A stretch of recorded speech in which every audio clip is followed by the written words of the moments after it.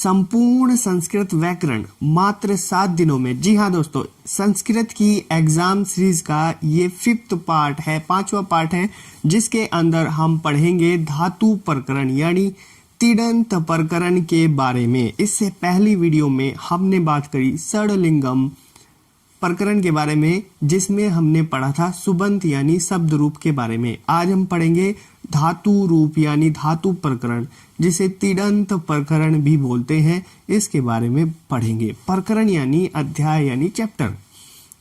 नमस्कार दोस्तों, मैं डॉक्टर सौरभ, स्वागत है आपका एयर मेडिकल क्लासेस में।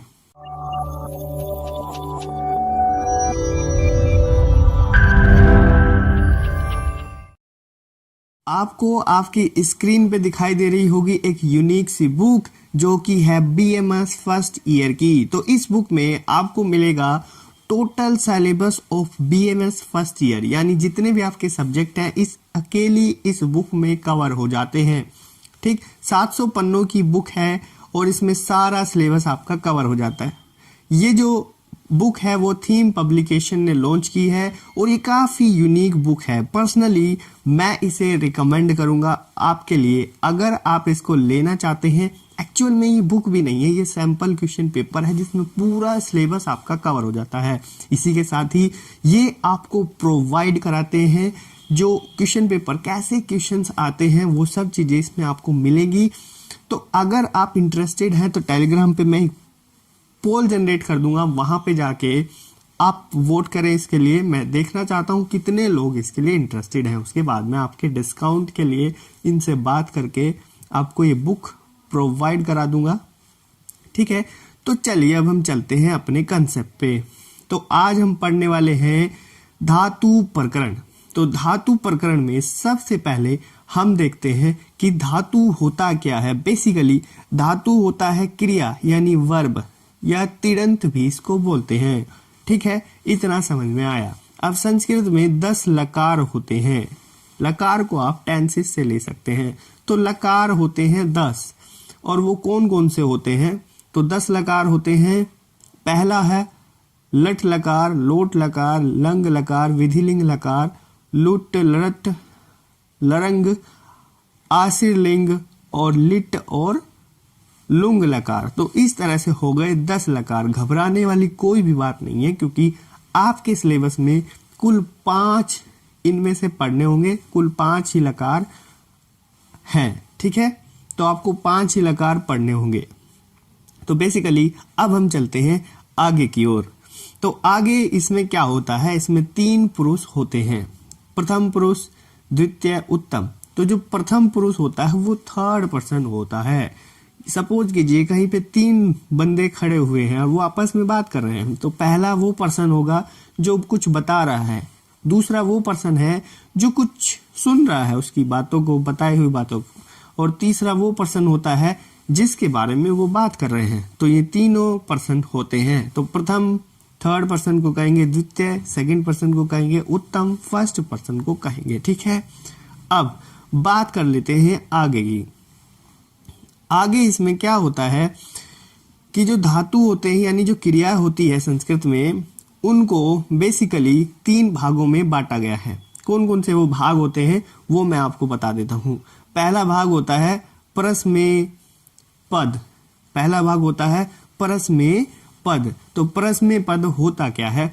धातुओं के वर्तमान काल में अगर ती, त, अंति इस तरह से आ रहा है, जैसे लिखा हुआ है पठती, पठत, पठंती, तो ये क्या हो गए? परस्मै पद हो गए। ठीक है, इतना समझ आ रहा है। नेक्स्ट चलते हैं। नेक्स्ट क्या है? नेक्स्ट हो जाता है आत्मनेपद। तो आत्मनेपद क्या होता है कि अगर धातु में ते, इते, अंते आ रहा है, जैसे सेवते, सेवते और सेवंते, तो इस तरह से अगर वर्ड लिखे हुए हैं कहीं तो वो हो गया आत्मनेपद।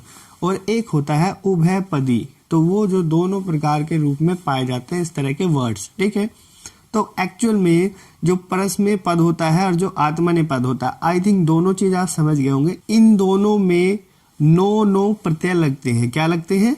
नो प्रत्यय लगते हैं। तो अब हम आते हैं इसके स्ट्रक्चर पे। तो बेसिकली जब आप स्ट्रक्चर इसको देखेंगे तो स्ट्रक्चर आपके सिलेबस में 5 लकार हैं। कौन कौन से लकार हैं उसकी बात कर लेते हैं। लकार है लट लकार, लंग लकार, लीट, लोट और विधिलिंग। तो ये 5 लकार होते हैं आपके सिलेबस में। बेसिकली अगर मैं बात करूं लट लकार की, तो लट लकार को वर्तमान काल से कोरिलेट कर सकते हैं। अब बात करेंगे इसके स्ट्रक्चर की, तो इसका स्ट्रक्चर कुछ ऐसा है, तो जिसमें 3 वचन है और 3 पुरुष हैं।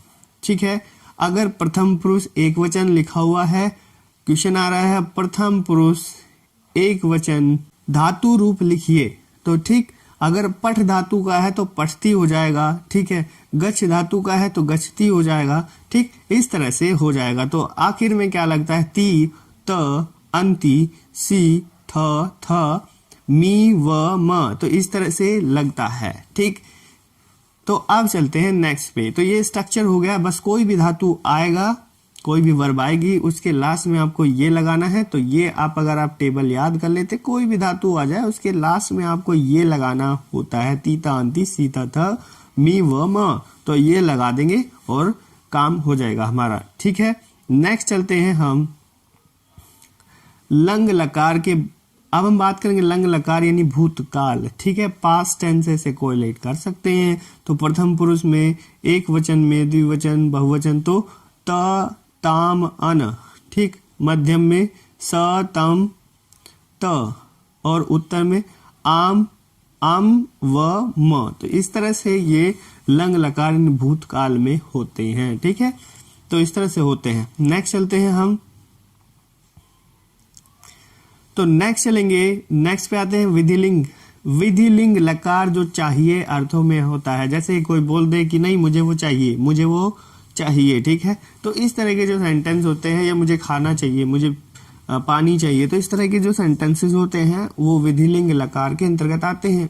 तो वहां पे प्रथम पुरुष एक वचन द्विवचन बहुवचन, तो एक वचन द्विवचन बहुवचन में प्रथम पुरुष में यात, याताम, युष, मध्यम पुरुष में याच, यातम और यात, और उत्तम पुरुष में याम, याव, याम। ठीक है, तो इस तरह से ये स्ट्रक्चर। तो बेसिकली आपको क्या करना है, बस ये स्ट्रक्चर्स याद करनी है। कोई भी धातु है उसके पीछे ये फिट करना है और जोड़ना है।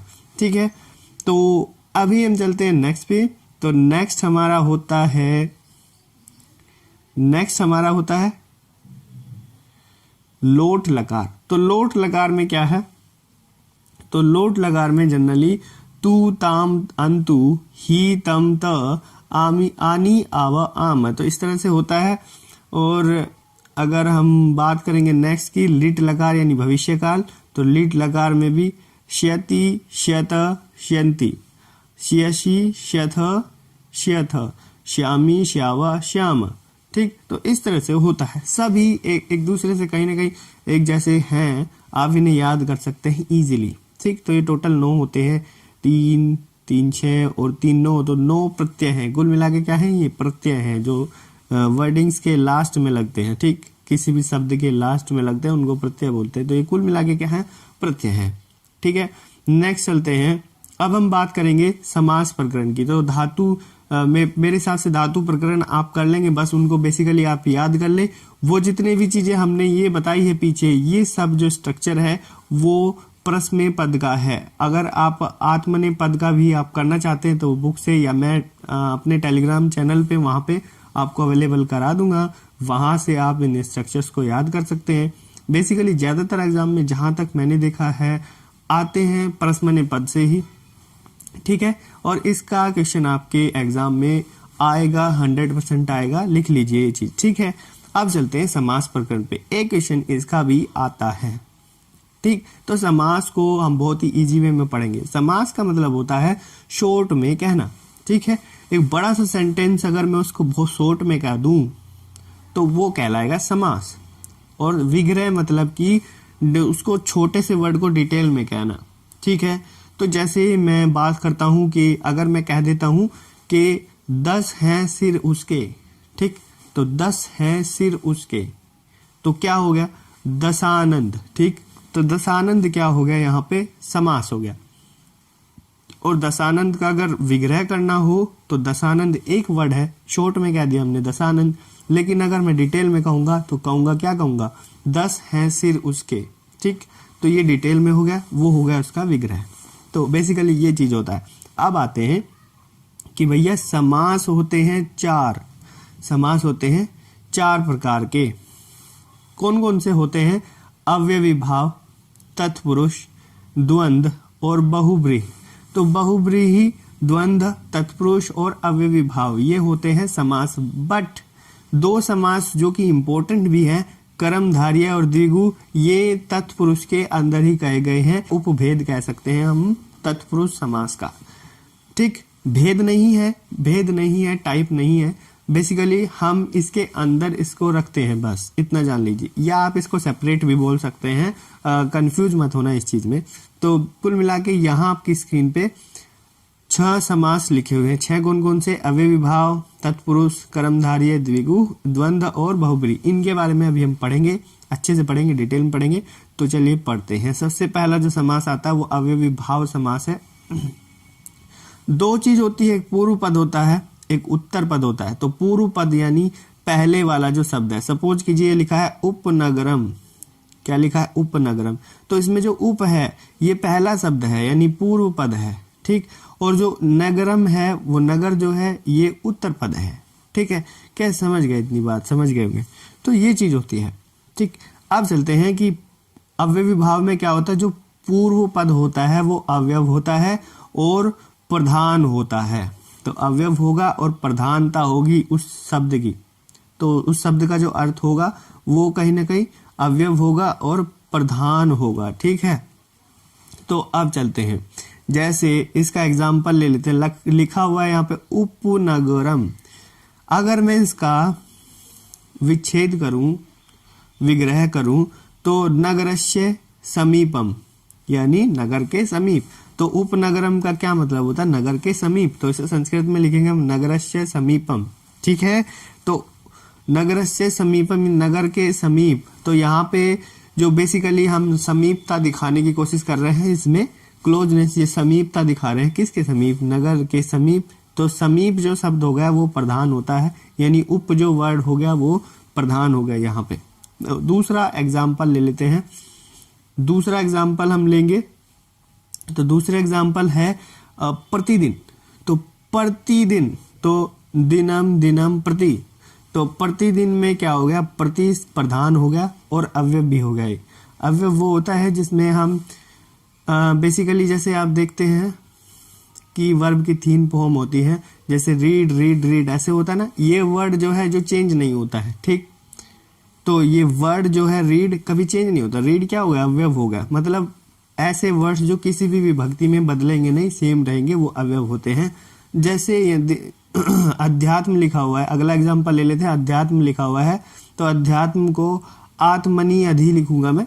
तो आत्मा में कुल मिला के ये हो गया आत्मा के अंदर या आत्मा में। तो ठीक, तो अध्यात्म, अध्या जो हो गया ना इसमें वर्ड, ये जो हो गया वो कुल मिला के वो क्या हो गया? वो अव्यव भी है और अपने आप में, अधि की बात कर रहा हूं, अधि अव्यव भी हो गया और अपने आप में प्रधान भी हो गया कहीं ना कहीं।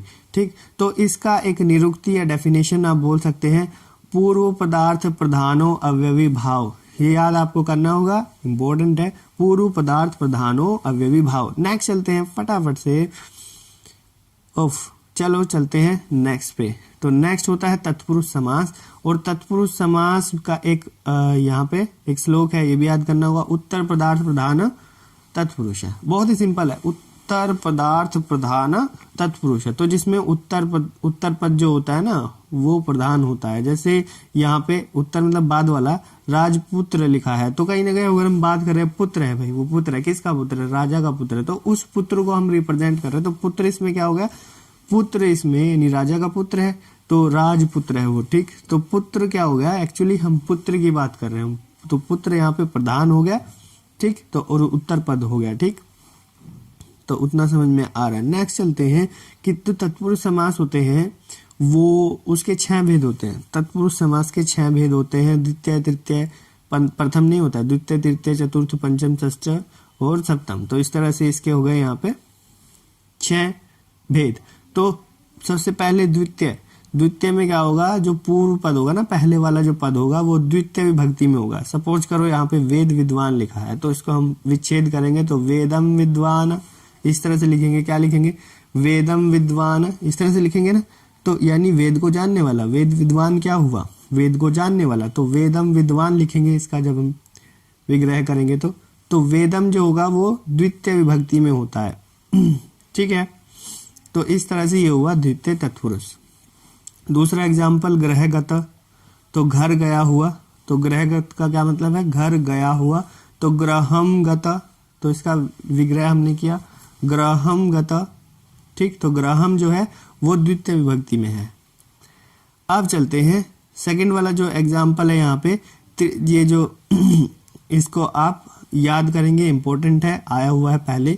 अब चलते हैं सेकंड पे, ये होता है तृतीय तत्पुरुष। तो तृतीय तत्पुरुष में क्या होगा, जो पूर्व पद होगा वो तीसरी विभक्ति में होगा, जनरली ऐसे ही होता है। तो तीसरी विभक्ति में जैसे यहाँ पे एग्जाम्पल दिया है ज्ञानहीन, तो इसे अगर मैं, यानी जिसे ज्ञान ना हो, बिल्कुल भी ज्ञानहीन हो, तो ज्ञानेनहीन लिखूंगा।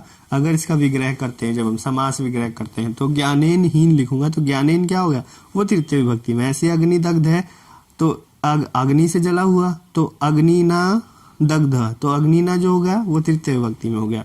ठीक, अब चलते हैं नेक्स्ट पे। नेक्स्ट यहाँ पे है चतुर्थ तत्पुरुष। तो चतुर्थ तत्पुरुष की बात कर रहा हूँ, तो इसमें भी पूर्व पद क्या होगा, चतुर्थी विभक्ति में होगा, क्योंकि चतुर्थ है तो चतुर्थ विभक्ति में होगा। पंचम है तो पंचम विभक्ति में होगा। षष्ठम है तो षष्ठम विभक्ति में होगा, पूर्व पद है। ठीक, तो जैसे इसका एग्जाम्पल है देशहित, तो देशाय हितम लिखूंगा, देश के लिए हित, तो देशाय हितम। तो देशाय क्या होगा, चतुर्थ विभक्ति में। ऐसे पितृ सुखम, पित्रा सुखम, यानी पिता के लिए सुख, तो पित्रा जो हो गया वो क्या होगा, चतुर्थ विभक्ति में। ऐसे पंचम में होगा, पूर्व पद क्या होगा, पंचम विभक्ति में होगा। जैसे यहाँ पे लिखा है चोर भयम, यानी चोर से डर लगता है या चोर से भय। ठीक, तो चोरात भयम, तो चोरात जो है वो किस में है, पंचम विभक्ति में है। बेसिकली जब आप ये ट्रांसलेशन अभी आगे पढ़ोगे ना, तब ये समझ में आ जाएगा आपको कौन सी विभक्ति कैसी विभक्ति क्या, ये सारी चीजें। और पहले भी आपने जब सेकंड वीडियो आपको देखी होगी, थर्ड वीडियो, तो उसमें भी आपको समझ में आया होगा ये चीजें। ठीक है, तो अब चलते हैं नेक्स्ट पे। ऐसे ही आप देखेंगे षष्ठी में, तो षष्ठी में भी क्या है, षष्ठी में छठी विभक्ति होगी पूर्व पद में। जैसे सूर्योदय लिखा है, इंपॉर्टेंट है, आया हुआ है पहले, कई बार आया हुआ है। तो सूर्यस्य उदय, तो इसका क्या होगा, सूर्यस्य उदय। सूर्यस्य क्या है, छठी विभक्ति है। ठीक, ऐसे ही सप्तमी में सातवीं विभक्ति होगी पूर्व पद की। रणवीर अगर लिखा है, रणे वीर, तो रणे क्या है, रणे सातवीं विभक्ति में है। ठीक, तो बेसिकली ऐसे होता है, बहुत सिंपल है, कुछ भी नहीं है। अब आते हैं नेक्स्ट समास पे, चलते हैं कर्मधारय। तो कर्मधारय की जब मैं बात कर रहा हूँ, इसका एक यहाँ पे है विशेषणम विशेष्येण कर्मधारय, यानी जिसमें विशेषण और विशेष्य इनका समास होता है, उसको कहते हैं हम कर्मधारय। तो विशेषण होगा और विशेष्य का समास होगा। ठीक है, तो बेसिकली इन्हीं का क्या होगा, इन्हीं को हम शॉर्ट में कहेंगे। तो क्या होता है, विशेषण क्या होता है, विशेषता बताना, और विशेष्य क्या होता है, जिसकी विशेषता बताई जाए। जैसे यहाँ पे एग्जाम्पल लिखा हुआ है मधुर वचनम, तो वचन क्या है, मधुर है, तो वचन की हम विशेषता बता रहे हैं कि भाई वचन क्या है, मधुर है, अच्छे हैं, सुंदर है। ठीक है, सुनने में अच्छे लगे, तो हम वाकई में मधुर वाणी की बात कर रहे हैं, मधुर वचन की बात कर रहे हैं। तो मधुर क्या हो गया, विशेषण हो गया, और वचन क्या होगा, विशेष्य हो गया। ठीक, तो यहाँ पे क्या हुआ, कर्मधारय। ऐसे जो वर्डिंग्स होंगे जहाँ पे विशेषता बताई जा रही है, तो वो कर्मधारय समास में आते हैं। इसको करेंगे मधुरम वचनम। ठीक है, तो सिंपल सी बात होगी, ये चीज हो जाती है यहाँ पे। अब चलते हैं नेक्स्ट एग्जाम्पल, इसका ये देख सकते हैं आप, यहाँ से ले सकते हैं कि भाई सुंदर पुरुष है। सुंदर पुरुष है मतलब सुंदर है, पुरुष है। ये सुंदर क्या होगा, विशेषण हो गया, और पुरुष की विशेषता बता रहा है, तो पुरुष क्या होगा, विशेष्य हो गया। ठीक है, तो सिंपली यहाँ से इसको ले सकते हैं। अब चलते हैं नेक्स्ट पे। तो नेक्स्ट होता है द्विगु समास, और द्विगु समास का एक होता है संख्या पूर्वी द्विगु, इंपोर्टेंट समास है।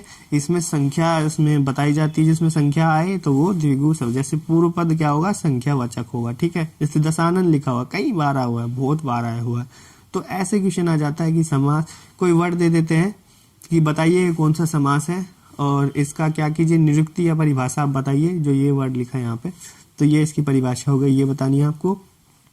और दशानन जैसे वर्ड दे दिया, तो 10 आनंद, आनंद से क्या मतलब होता है, मुखों का समूह। ठीक है, मुख होता है, मुख होता है, आनंद से मतलब मुख होता है। तो 10 मुखों का समूह, दशानन की बात हो रही है। तो दशानाम आनना नाम समाहार। ठीक है, तो आनना नाम समाहार। तो इस तरह से दशानंद है तो इसमें क्या है, 10 क्या हो गई, संख्या हो गई, तो कहीं ना कहीं संख्या आ रही है तो द्विगु समास होगा। इस तरह से आप पहचान सकते हैं इस चीज को। नेक्स्ट चलते हैं, द्वंद्व समास जो होता है, द्वंद्व समास में एक सूत्र है चार थे द्वंद्वम, यानी चय के अर्थ में, यानी और के अर्थ। चय का मतलब होता है और, जैसे राम और शाम, जैसे राम और कृष्ण। यहाँ पे क्या है, सभी पद प्रधान होंगे, सभी पद, जैसे एग्जाम्पल है राम कृष्णो, यानी राम और कृष्ण, ठीक है ना।